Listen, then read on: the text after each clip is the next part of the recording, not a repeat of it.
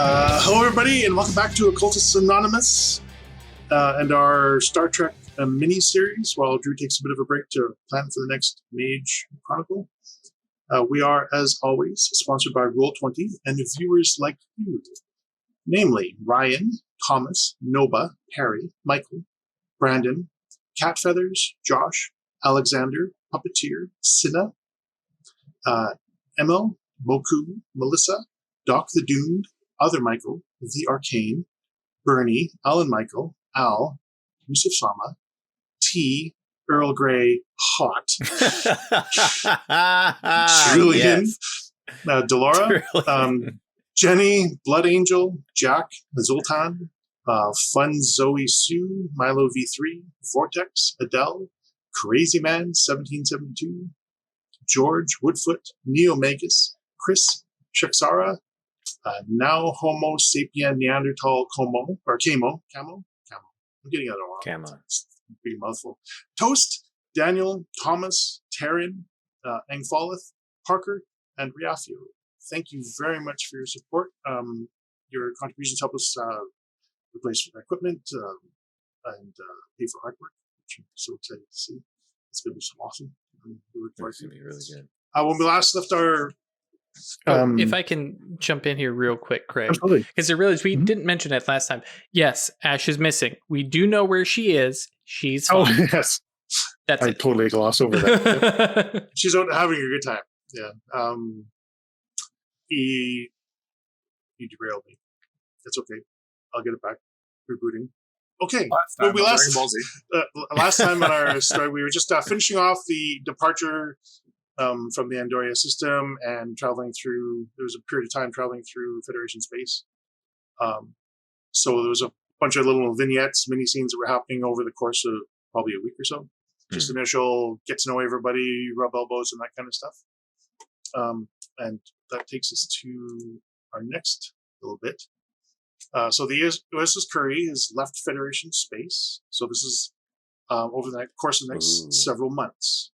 Yeah. You've been going about your mission exploring uncharted space. Things have been busy. The crew have recorded no less than 3 brand new stellar phenomena. Never seen before. You guys are the first Federation scientists to see it. You also have excellent probe readings of a neutron star in close and decaying orbit of a black hole. The Curie lingered there for several days to capture the collision on sensors. Oh my A god! little risky because there's a significant energy discharge that accompanies that collision, but you managed to warp out of there before it affected you. Cool. You've been deploying the subspace beacon network has gone without difficulty. There's some lag in communications back to the Federation. It's only going to get worse the farther you get, but you still have communication, but it's more like sending a letter now rather than real-time communications. But a lifeline home allows the crew to communicate with loved ones and maintain morale. This is a significant factor because in the 5-year missions, for the vast majority of the time, those ships were completely out of contact with home and family. So it's an advantage that you guys have that the original 5-year missions did not. There was an incident with a strange energy field surrounded the ship and kind of moved with you. This field produced intense feelings of fear and paranoia in the crew, which led to a crisis, several injuries, and 4 deaths. Oh my gosh. It turns out that energy field was actually a sentient life form. It was a child, lost and alone. Whoa. But the crew of the Curie managed to reunite the creature with its parents. A successful mission, but the crew did take some losses. Wow. Drew's thinking. I feel like I saw that episode. Not the most interesting thing that's happened to the Curie. Oh, really? You also had an encounter with an unknown hostile alien species. Okay. The aliens somehow managed to disable the Curie's warp core, which led to a boarding action. Commander Kitneal and the security officers held off the boarders on multiple decks while Dr. Hudson managed a quick analysis of the physiology of the prisoner and managed to incapacitate the boarders, all while the chief engineer Jiffis and Lieutenant Coleman, with a great deal of friction and butting of heads, managed to crash start the Curie's warp core, which at the time had about a 50-50 split on whether it was going to start or explode. While all that's going on, Captain Chuchalor in the bridge kept the attacking vessel at bay using impulse engines, emergency power, batteries, and a great deal of bluffing. Yes! In the end, You put the incapacitated aliens back on their shuttle, convinced them that they were no match for Starfleet, and they left you in peace. So that happened about a week ago. So it's a week since that little incident. Wow. Tensions are, kind of coming down after that little escapade. And our scene opens up on the bridge of the USS Curie. The camera zooms in, and we see Commander Kit Neal in the center chair. An ensign walks up to him with a data pad, gets a signature, and departs. Just as that ensign is departing, there's a ping from the science station where you see Lieutenant Matan, Denobulan science officer, at his post. So at 6:15 p.m. shipboard time, just over halfway through a watch. And Lieutenant Matan says, "Commander, long-range sensors are detecting a warp signature. It's very faint, sir. I don't think it's big enough for a ship."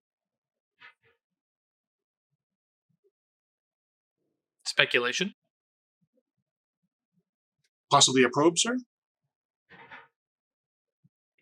Well, let's go meet our new neighbors.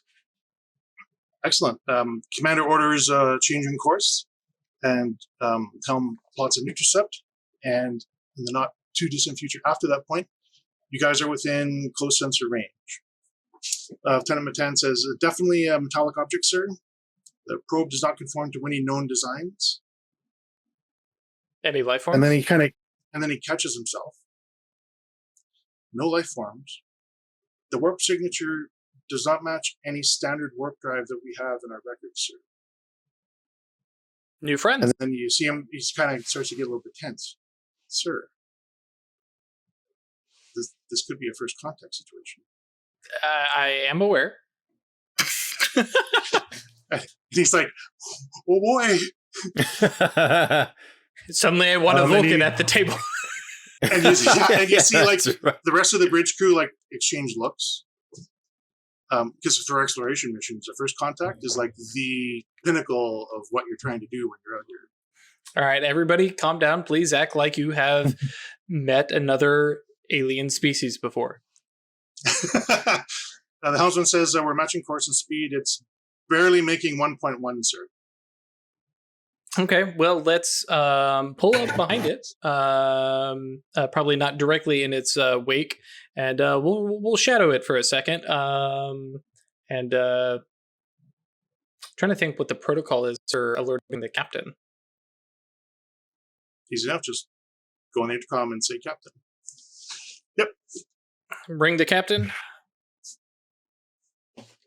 So where would the captain be on his off hours? Ooh, let's see. There are a few things the captain does on his off hours. What do you say? Yep, 6:15 in the shipboard time. Yeah. So a few things that the captain does on his off hours. So the first thing that he has done in the course of the past few months is try and find a place to have informal conversations with people. So that don't have anything to do with Starfleet. Like a shoot the shit with the captain, but more so in the sense of shoot the shit with Irrelor Trichalor. Like if you want to talk about things that we have in common, we can. Sure. Just to increase morale and connection to people, right? Mm-hmm. So you might be there. He could also be sparring with Lieutenant Chavorer or Commander Chavorer. I didn't catch her rank. The Chief of Security. Lieutenant. Okay. Yeah, with Lieutenant Chavorer. So I would have imagined that, especially if she is inviting senior officers to spar with her, he would be taking advantage of that opportunity as often as possible. No, I just want to put a bit of a point on that. She wasn't necessarily inviting all this, although she's totally open to it. She just wanted to spar with her boss. Oh, okay, fair enough. Cool. But if that got expanded, that's totally fine. So you could absolutely be in the gym having a sparring contest with this. It could be anybody. Andorian woman. Yep. Great. It could be anybody. I just thought Drew referenced that Kit Neal was trying to get everybody to dance together in that regard, and I might have misunderstood. It would be one of those eventually, like, we're going to do an event, and we're going to, every department find your fighter, enlisted or officer. Yeah. Cool. Then don't worry about that. Then let's say this slightly differently. Okay.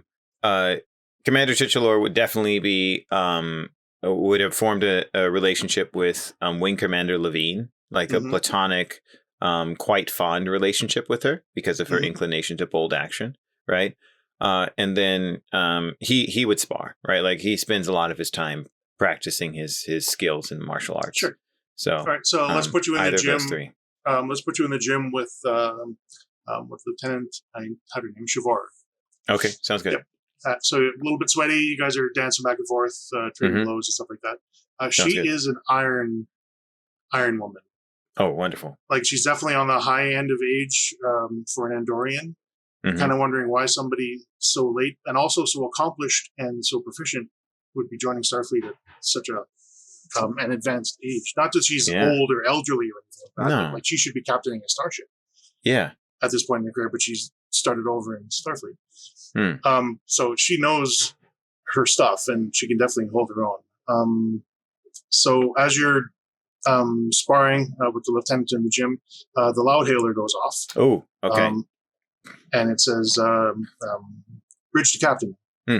Captain here. Or actually, he would, respectfully, like, pause in his posture, and then say, "Captain here." We may have a new friend.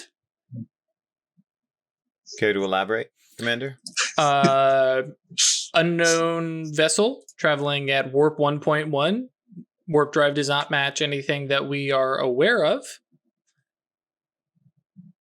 Unknown warp signature. Unknown vessel. Yes, sir. Sounds like a degree of contact. Something desirable on this kind of mission. We're currently, I'll be right there. Yeah, we're currently following it. Of course, we could always turn a 180 and see where it came from. Thank you for alerting me. Let's follow a little bit more. I'll be at the bridge in a moment. All right. Did you win? Does anyone ever win? Not with her. Then you already know the answer to your question. See you when you get here, Captain. Thank you, Commander.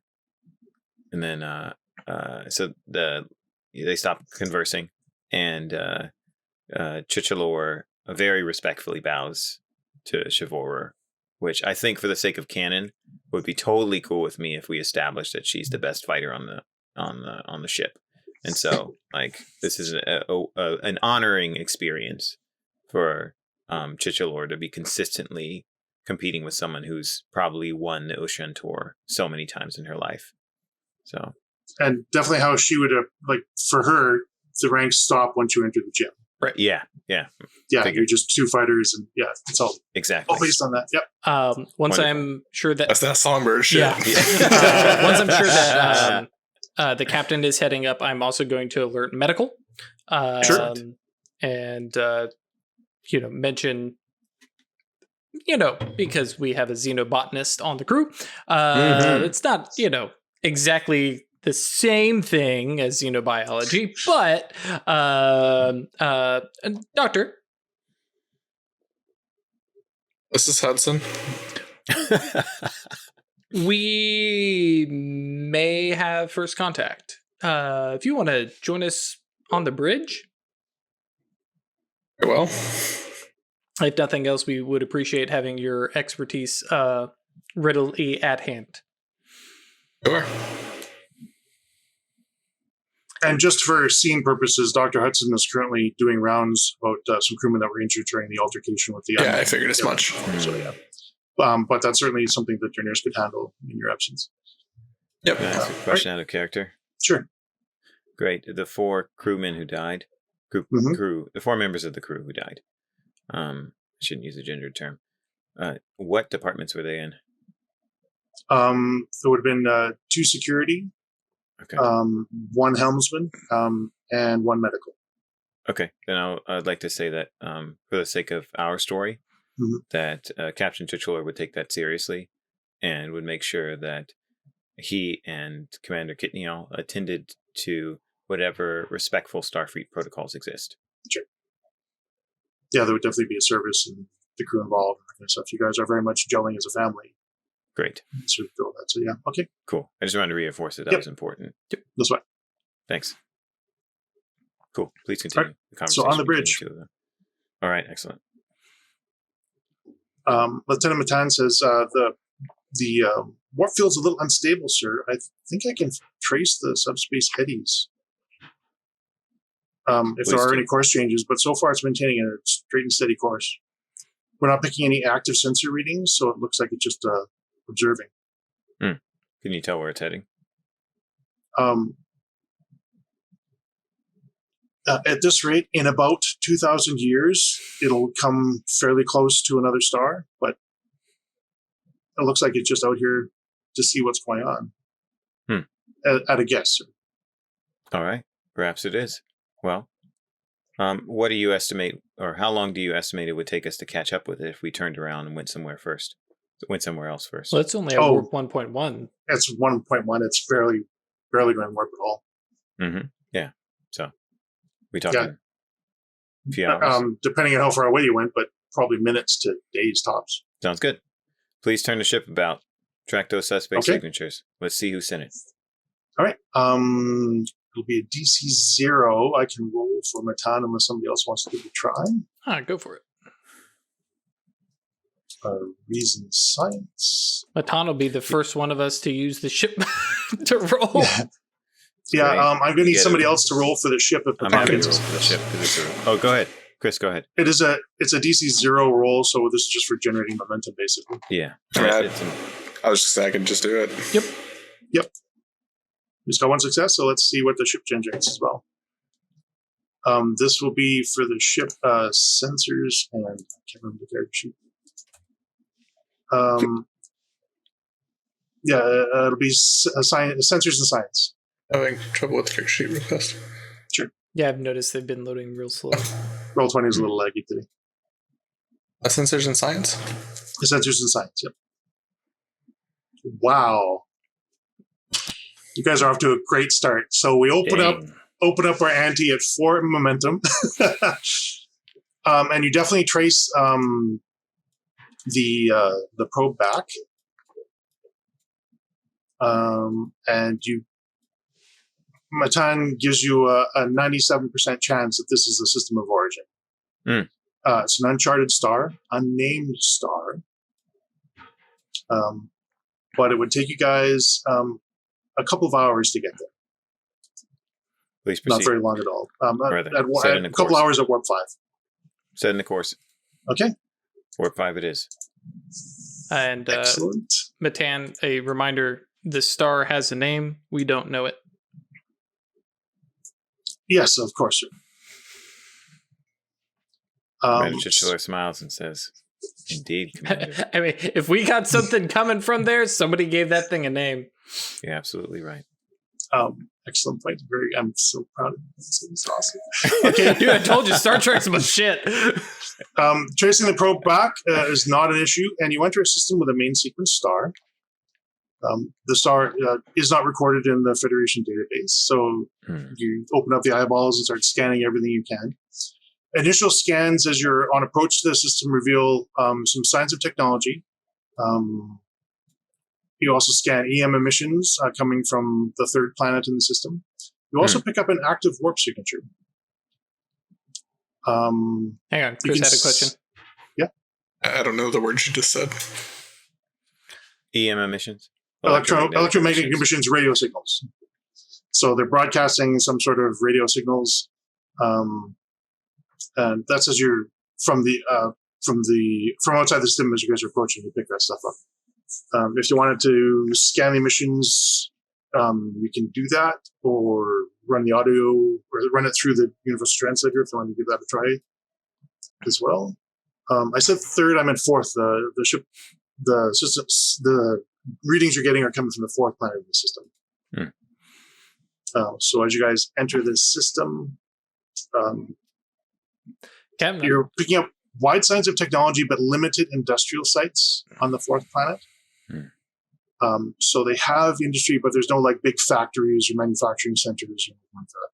It's like smaller scale kind of stuff. Kevin, unless you have a preference, let's hear what they're saying. I think it's a good idea. All right. Unless somebody else wants to do it, I can have Matan do it as well. At DC 1 to capture the recordings. I can do it. Okay, sure. Go ahead. Reason Science? Or? Reason Science. And the ship can assist with computers and sensors. Got it. Wait, is that a good combination. That's not a combination. Okay, computer and science. No, sensors and science. Yeah, sensors and science. Okay. Sorry, I don't have the character sheets memorized. I'm trying to remember. Starship only rolls 1 dice. Any assistance is only 1 die. Right. That's what I thought. Oh, I rolled 2 last time. Sorry. It's fine. You got a 2 on that first one. Cool. 3. Good dice today. Excellent. Okay, so you capture the recording, and there is definitely an audio signal buried in it. You run that through the Universal Translator, and this is what you hear. And this is all in a computer voice, right? So this is the computer's interpretation of what the language says. Stay in your homes until further notice. The council is dealing with the situation and asks for your prayers and support while we deal with the outsiders. And that message is on a loop.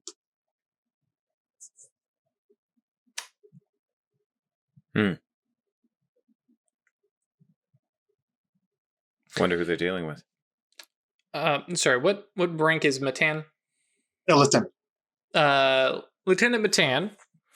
Can we see if the fourth planet here that we're looking at bears similar tech and or iconography to the probe that we passed? Difficult to say. Let me see, sir.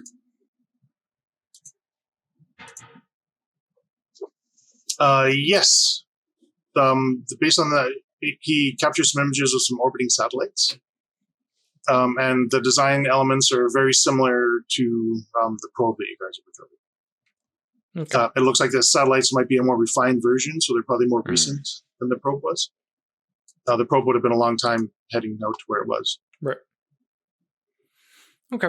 Well, there goes that hypothesis. He's also got some additional information from that. So there is definitely an industrial society, but he's not picking up any sign of a warp signature now. But he is picking up large dilithium deposits below the surface of the planet in a few different locations. Lore-wise, dilithium is the crystals that allow warp drives to function. In Toy Story speak, it's crystallic fusion.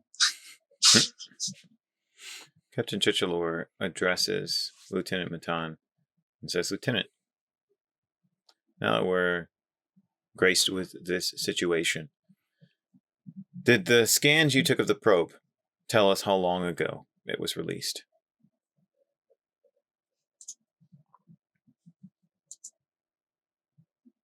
Oh, I pulled my one.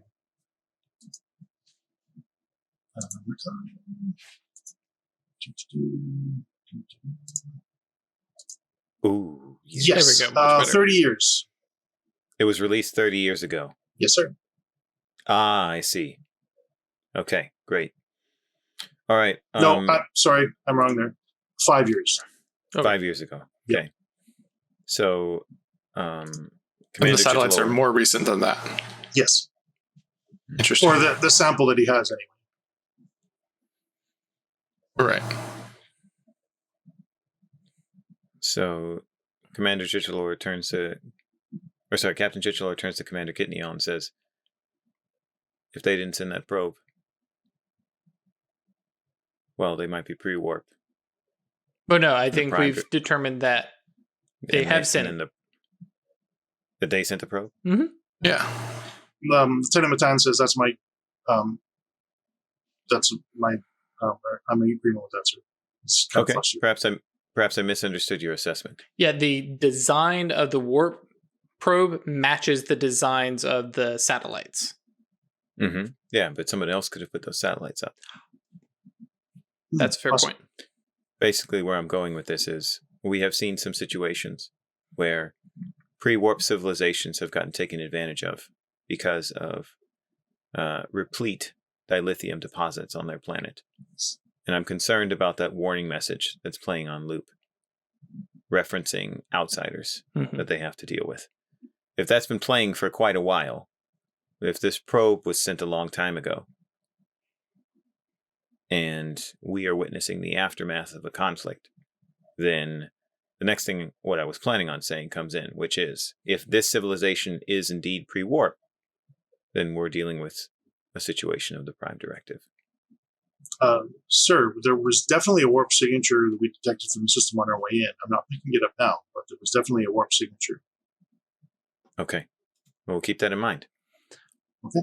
I would like us to move forward, assuming that they are responsible for it, however, recognizing that there might be a possibility that we might be breaching a certain kind of responsibility we have.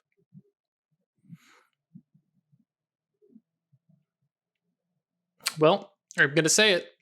Request to take a shuttle, sir. Request granted. Please take Commander Chivora with you and any other detachment you consider necessary. Yep. Well, Dr. Hudson, you want to go make first contact? Everything I've dreamed of, sir. All right. So he's gonna take his security team, the Dr. Hudson, and actually probably that's it.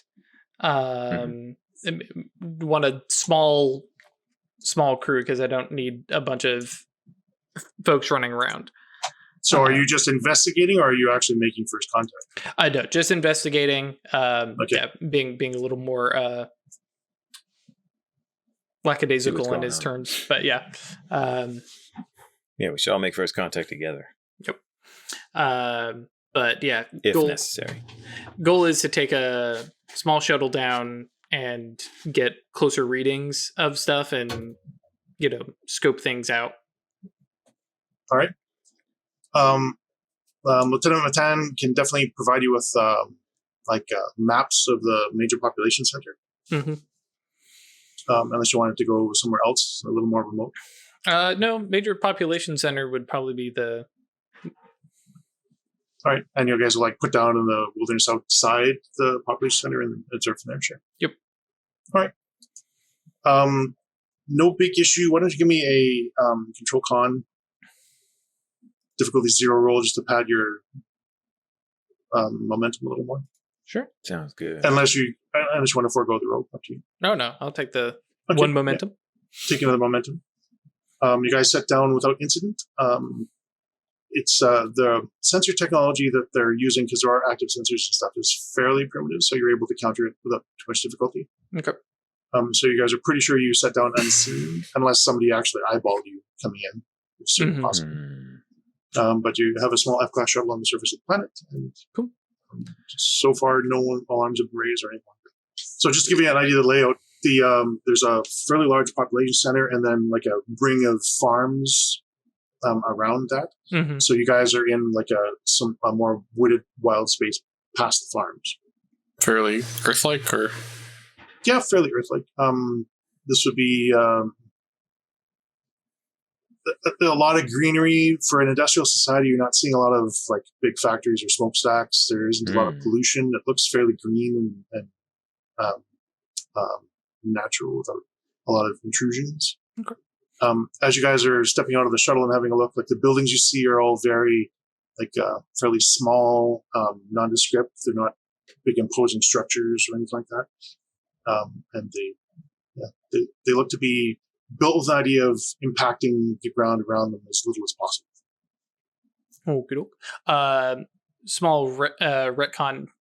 Any specific directives from the captain? Obviously, we're in communication, but... Mm-hmm. Yeah, don't make contact with them unless absolutely necessary. Right. Cool. The commander is going to begin hiding the shuttle with some security and basically look to Dr. Hudson and say, what can you tell me about where we're at? Yeah. So trying to get atmospheric samples, specifically worried about any sort of airborne pathogens and things like that. Give me a reason science roll. Yeah.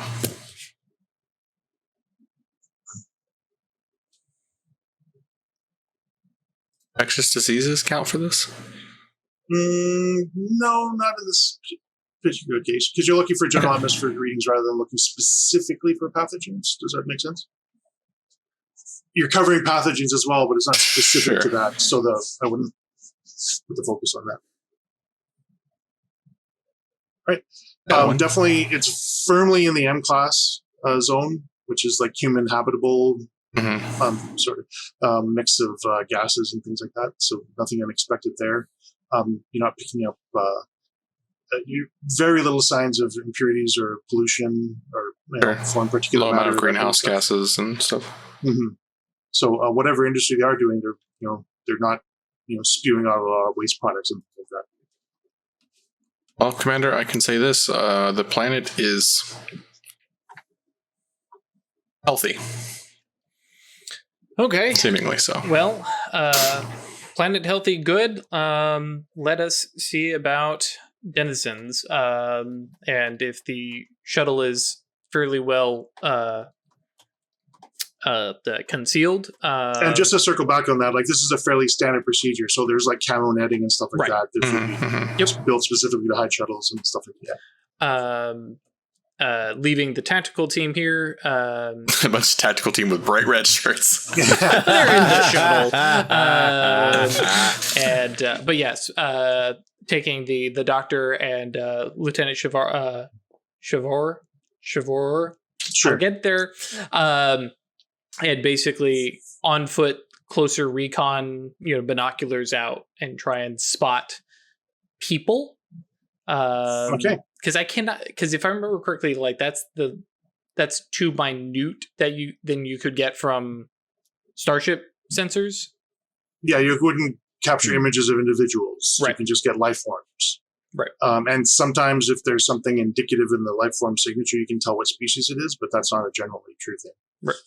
All right. So you guys, creepy creep. So why not give me a security something? Security daring? I don't know if you're being daring, fitness, but right? I think Isn't general athletics is fitness? Oh yeah, that's true.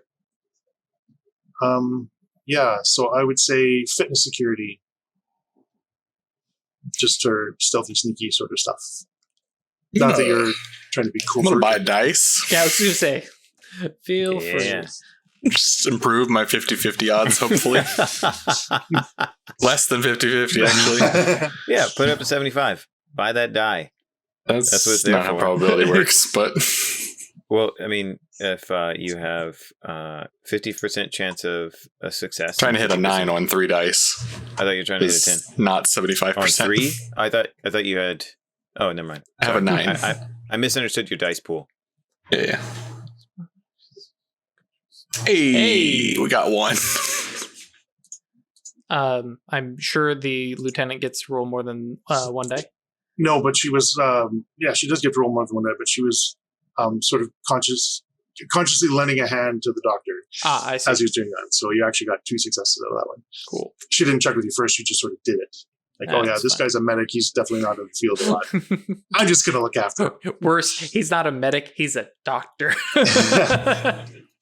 Absolutely, like sneaking while still like head buried in the scanner, right? Like, yeah, no, the commander 100% knew what he was taking down here, but it's like, no, I'm gonna let the doctor have all sorts of new plants to study.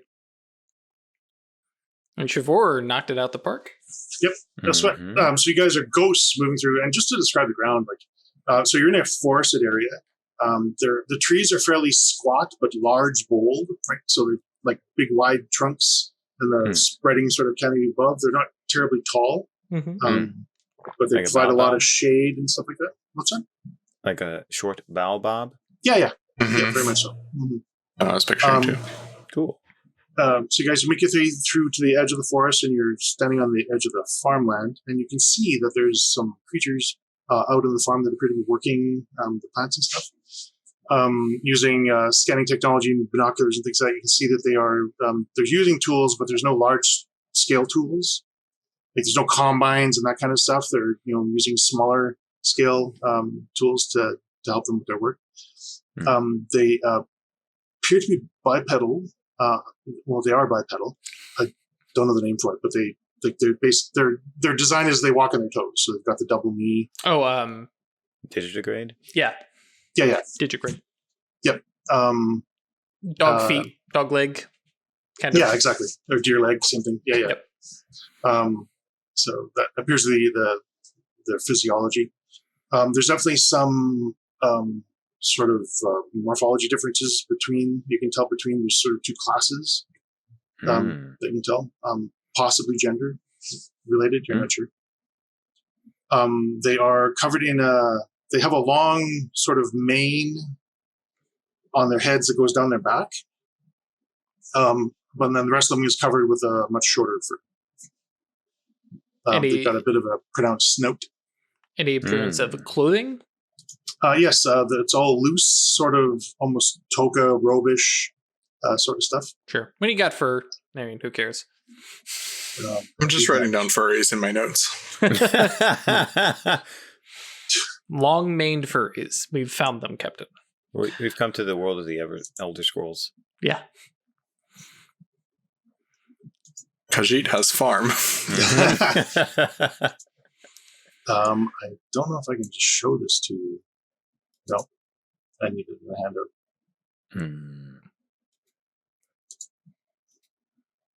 You can also just drop an image on, and I think it's Shift Z to show it. Shift Z? Mm-hmm. If the image is on the, if you've selected a icon or other thing like that. Not working. No. I'm trying to do it in Roll20. You have to put it on the playfield. Yeah, not on Twitch. Mm-hmm. Okay. You have to put it on the playfield, and then you can do it, I think. Right. All right.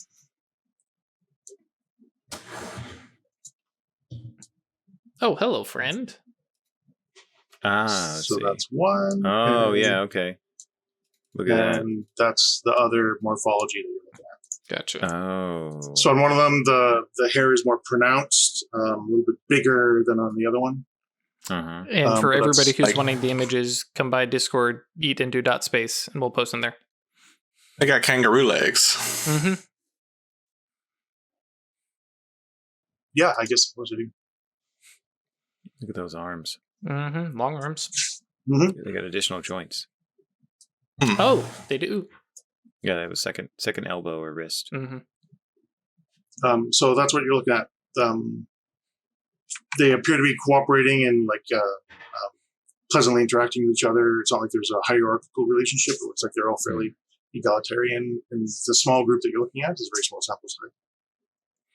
No, but it doesn't look like anyone's in charge. They're just kind of cooperating and working on the fun together. And notably, they are not staying indoors. Nope. We deal with the outsiders. Interesting. Mm-hmm. So, correct me if I'm wrong, but contacting the Curie is fairly safe to do. And, Yep. Yeah. So, Captain, we have located the locals. Bipedal, blah, blah, blah, blah, blah, blah. They appear, at least from this distance and kind of a look over at the doctor, healthy. Don't appear to be, in any particular distress. But they are also actively engaged in agriculture at the moment. And notably, contrary to the radio signals that we received, are not staying within their homes while the council deals with the outsiders. So I don't know if we are currently looking at the outsiders or something else, but at least out here in the farmland, that's who we have. I'm not sure if this will differ when we go by the city. But I don't know if we want to do that necessarily yet. Captain, I will admit my suspicions are relatively raised. The atmospheric conditions and general design of the city is one of the more perfect of any warp-capable civilization I've seen. Oh. It's not often that civilizations get to space without impacting their homes.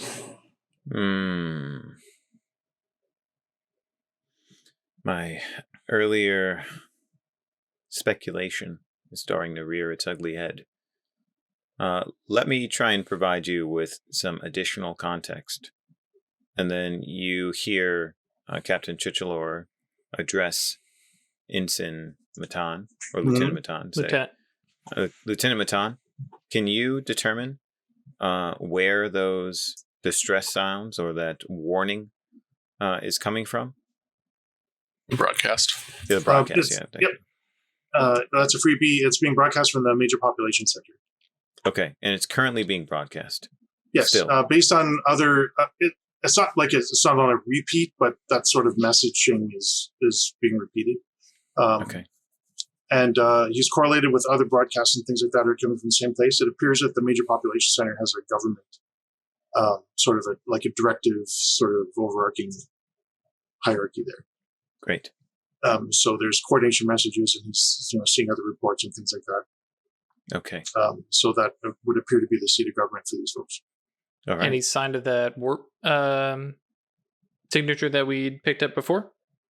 With details in hand, he has picked up signs of other warp activity on the planet, but no active signatures.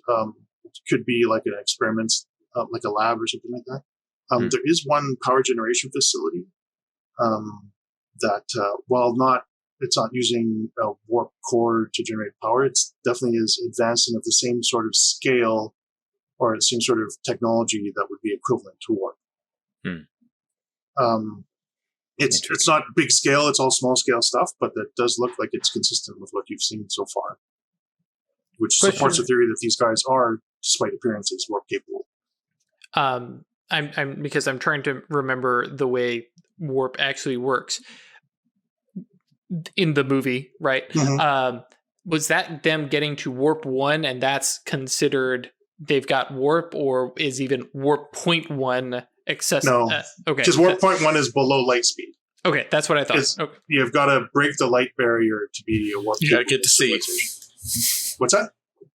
But you got to get to see. That's right. Yeah. Okay, that's what I thought. Okay, so interesting. The captain follows up and says, Commander, Dr. Hudson, can the two of you determine if you can hear you would just say, are you hearing those broadcasts while you're down on the planet's surface? I don't think so.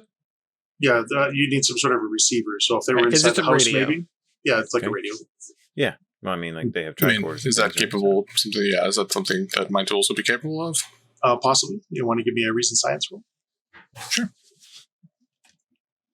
Yes. So you confirm that the broadcasts are still being received out here. If they have if somebody were nearby a piece of receiving equipment, they'd be able to hear it. Okay. Still being broadcast, certainly, but not audibly, sir. Great. That's what I was trying to determine, because they could be. And we're, a number of clicks out of the city, right? Excellent point. I know somebody has a colony background. Oh, living on a colony? Yeah. Let's see. I grew up in Andoria. I have isolated colony. Yeah, that's right. You. So, as a colony person yourself, like this is no surprise. In a colony world, the work still needs to get done. Right. Especially on a farm, for example, like just because there's stuff going on doesn't mean, animals don't need to get looked after or crops don't need to get looked after. So that could be the case of what's going on here. Sure. But the disconnect in levels of technology is intriguing to the doctor.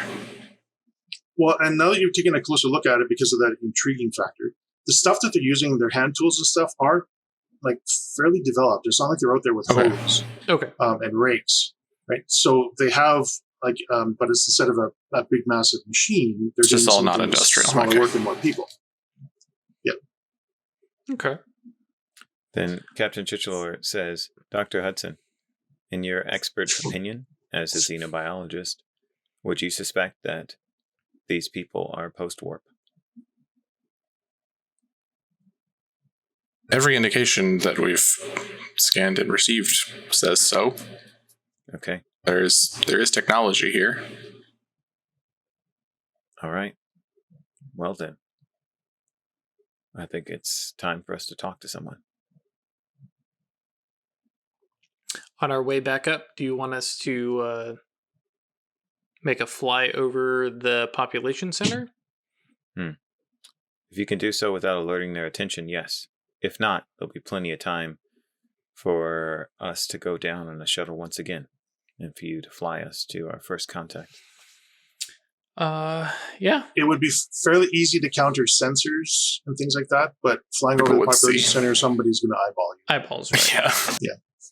And notably for Kitneal, with a background in having had first contact before, his thought is like being seen isn't, especially if we're fairly sure that they're warp capable, being seen isn't necessarily the worst thing, as opposed to shroom, hi, here we are, but actually like having a couple flyovers or such. But we can do that on the way back down with the captain.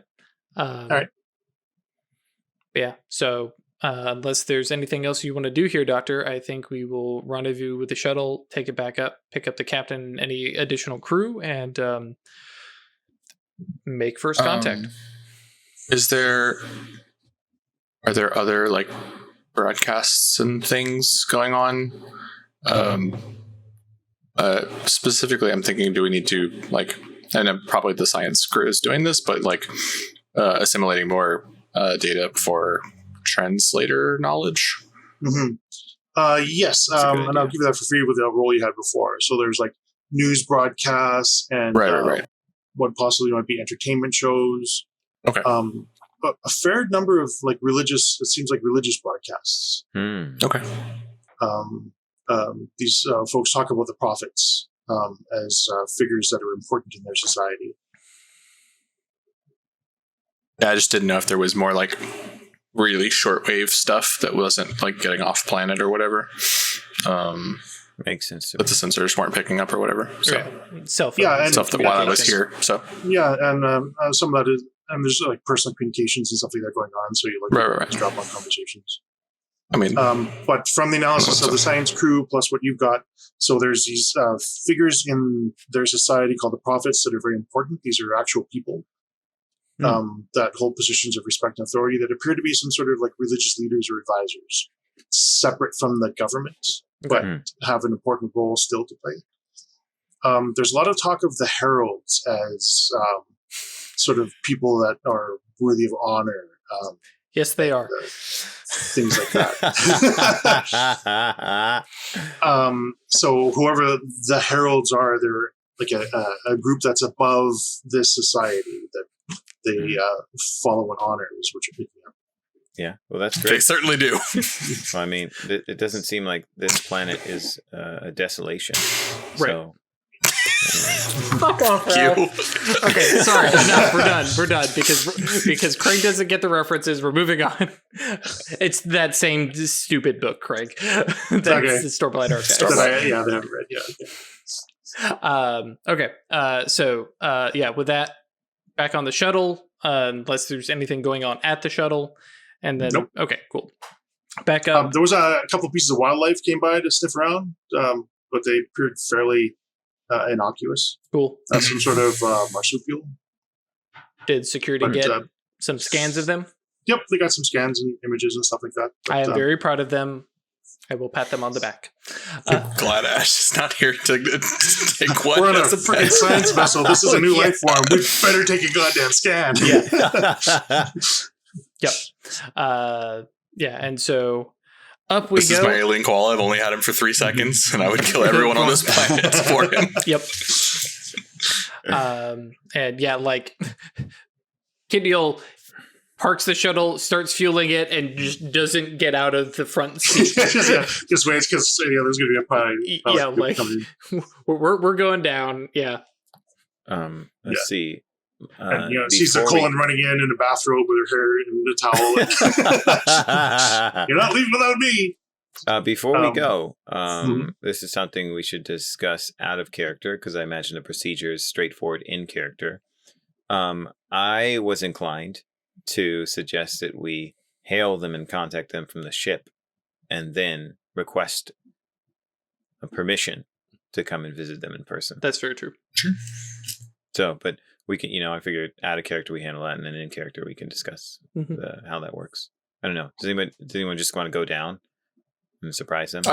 Announcing our presence would definitely be more in line with how Dr. Hudson would approach things, certainly. Cool. Yeah, my only concern is, well, also definitely is protocol. And Zakolden would not let you just fly down there and fucking land in the middle of the city. Yeah. The main concern that Nerjad has is the possibility that, like, we've seen one species.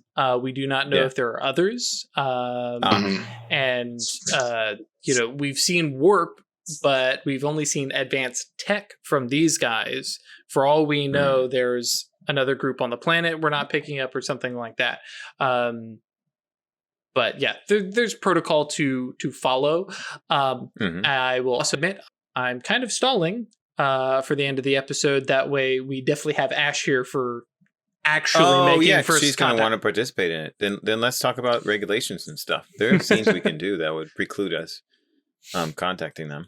But, and just to put a bit of a point on it, Starfleet has learned through sometimes bitter experience that the personal touch for first contact is generally better. Okay. Because if a limited number of people have knowledge that's possible to for factions within a particular government or something like that to monopolize that or that kind of thing. So if it's more of a public setting, then it's A, impossible to refute, and B, it makes you accessible to everybody rather than be controlled and things like that. And there's a big aliens difference. Exist. They're weird and pink, and they walk on two legs. Got some blue people. Blue people with antenna. Yeah, and also there's the whole like the anomalous voice of God that's hacking into communications or something, because how else are you suddenly we're broadband broadcasting on your radio as opposed to, hi, we're stepping out of this innocuous cute kind of shuttle and with waving. anime titties painted on the outside. Damn it. No, trust me. There are things that the XO will allow. No, we are not decorating the outside of the ship. What Captain Chichalor's idea is sending a communication without video along the radio frequencies that they use, the official radio channels, to some center of government that we detect. And it makes sense what you're saying, both of you, that it would be good to take the personal touch and come down in a craft. And that is the official protocol. Oh, it is. Okay, gotcha. Great. Yeah. That confirms what I was asking about out of character, which is, are we required or are we supposed to hail them first, or are we supposed to go down? Gotcha. In all things, Starfleet expects the captain to exercise their discretion based on the situation, because you're the guy in the seat who knows what's going on. So there's allowances made in the protocol, but standard protocol is to fly down or transport down. Great. And make physical contact one-to-one. Sounds good to me. Perfect. Okay. That's I like doing that. Just want to make sure I don't encroach on any expectations. So, I was just saying on Ash's behalf that whatever the exact letter of the protocol is, that's what exactly. That's what she'd be advocating for, right? Especially considering her background with having having a terrible first contact. Was it right? Bad first contact or breaking the prime directive, though I guess kind of both. Kind of the same thing, right? Yeah. It was, not that this is necessarily common knowledge, but she had a superior was violating the prime directive. That's right. So I think at that point it's... get on a shuttle, let's fly down. And who are you taking on your away team? I am taking... commander, or the captain's taking Commander Kitniel, of course. Commander Kitniel's experience, and I think this has kind of been how it's been going, right? That there's always a risk in not leaving a senior official on board the ship, but the way to ensure that everybody makes it back is to bring the strongest team. So having number 1 and number 2 there, in addition to the doctor, in Commander Chichelor's mind, is the best way to keep everyone safe.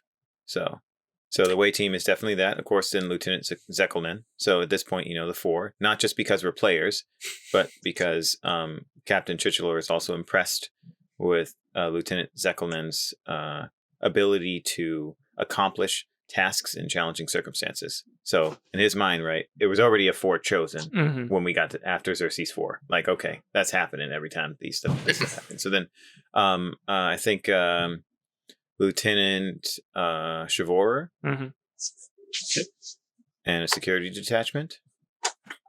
I don't know that I would agree. Actually, with no, 5. Let's go 5. Keep it simple. A hand to people. There we go. You don't want to intimidate people, right? Yeah. Assuming that species have 5 fingers. Yeah. Well, I just mean from his our human-centric, Starfleet-centric perspective.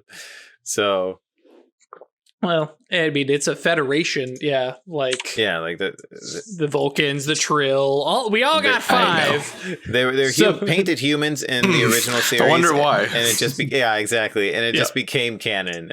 Everyone, and there is a very good episode about that too, which is really terrific. But the other thing I was going to bring up is that this is fine for the captain and the XO going. Kitniel has opinions about the captain going down in potentially dangerous situations, and is much like Riker is going to put his foot down and be like, "Sorry, Cap, you have to sit on the ship." Which I'm looking forward to that argument actually happening on screen. Oh, you mean in some circumstances? Yeah.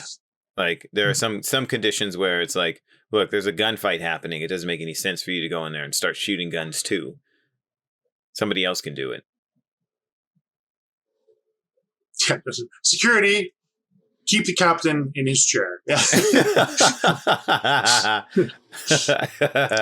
That'll be a fun scene to have at some point. All right, so just to clarify, we're going to load up the bridge crew, Lieutenant Chavorer. Yep. And head into the shuttle and fly down to the seat of government in a first contact scenario. Indeed. Yeah. Awesome. I'm learn about these prophets. So just so we don't make Ash blow an eyeball, we should probably wrap it up here. Yep. Because she's definitely going to want to be around for this one. Yep. This is going to be so much fun. Yeah, of course. Now remember, everybody on Discord, nobody tells Ash what happens, and so she jumps in, and we're like, first contact, we're already on the shuttle. We're going to tell her what's going on beforehand. We'll fill her in. Be good. All right, so I think we'll wrap it up here then, unless there's any last minute stuff anyone wants to get in. Who's been winning the poker game? So there's, and I have rules for this. There's a few different ways that poker can go. So I'm thinking it's going to be varying back and forth. Oh, good. So there's different ways you can roll. So there's a reason and either science or security if you're using logic and odds tracking or counting cards and keeping track of the odds hand by hand. You could be bluffing with presence and command or presence and security, right? To make people think you have a better hand than you do. You could be trying to read your opponent with insight in security or insight in medicine to get a feel for, if they're being honest, if they're trying to hide something, or if they have a worse hand than they're pretending that they do. Or you could just be straight up gambling with that you're going to get the cards you need with daring and command or daring and security. So because you guys are so well-rounded, I'm thinking that it's going to go back and forth, session to session, game to game, on who ends up making it ahead, and even hand to hand, because you guys are all fairly loaded in your particular specialties and you're well rounded together. So I don't think there's anyone that really dominates those games. I will say that Jiffus pretty much loses steadily for probably the first 6 games straight. And then he starts to chalk up the occasional win. Does he pull a Maverick and just sit and picks up everybody's tells first? Well, probably the first 3 or 4 games are just him learning how it all works, and getting that information hoisted in. But after that, he's starting to, he was analyzing you guys and watching you carefully as you're playing and recording outcomes and things like that, mentally recording outcomes. And then he started to get a little bit better. He's still not the greatest at it, but he's definitely getting better. At least he's playing. Wing Commander Levine, she gets hot streaks. Right, I was going to say, yeah. Right, there's times when you just completely blow her out of the water, but there's times that she just runs the frickin' table, and it's like there's nothing you can do. All the cards come her way. And I expect the captain would kind of in the same vein. There's times when you're just hot and nothing can go wrong, and there's times when sometimes the cards just don't seem to be in your favor. Yeah, it's probably if you were playing. Mm-hmm. If you were playing, yeah. I imagine the captain drops in on some games, but probably isn't always there. Yeah, he'll defer to Commander Kitneel's judgment about that. He really doesn't want to encroach on what you got going. So yeah, no, and like I said, Kitneel's idea is that it's open. There's the chair that the captain is waiting. His not pot, but his stack is there untouched. Okay, cool. And it's just the captain has the chance to come by, whether or not it's based on actually the captain's schedule or not.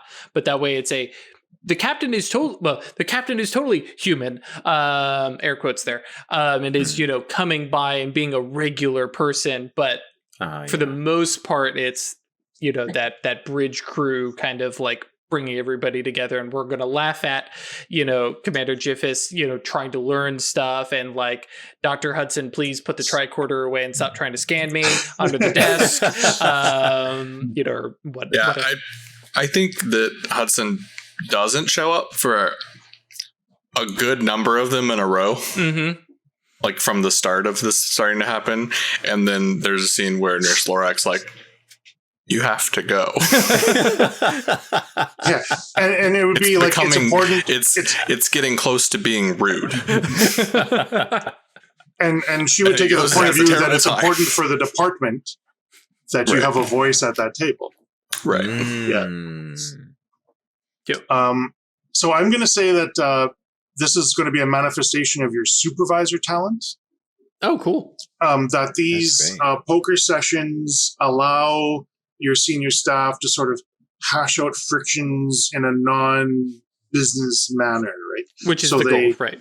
Yeah, so they work out a lot of their tensions and frictions and things like that in a non-threatening way, with plenty of distraction going on around them, and it just sort of builds that sort of camaraderie that you were looking for, to just make things run a little bit smoother, right? Because also they're learning how to interact with each other. Especially in Jiff's case, right? And that's because that's Kitneel's thing, is getting to learn to read everybody, and tell when Dr. Hudson looks up from his bad set of cards and knowing, oh, okay, so that's the face the doctor makes when somebody's fucked. Stuff like that, where Kitneel can start to understand people, and it's the whole group, start to read each other and understand each other. At least on the first couple of times, Dr. Hudson ends up doing okay, because his poker face is just a mask of being pissed off that he has to be here. I